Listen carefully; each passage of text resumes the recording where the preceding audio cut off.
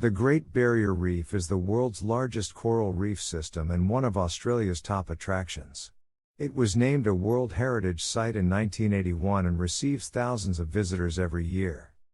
The shallow water means you can see much of the colorful coral, fish, and turtles while snorkeling, although divers will be able to experience a more expansive underwater world.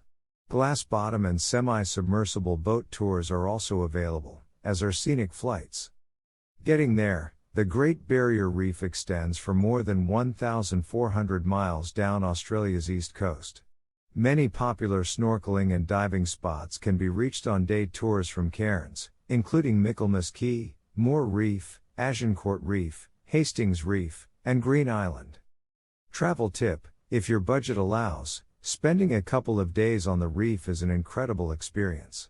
Luxury resorts are dotted throughout the Whitsundays and other islands.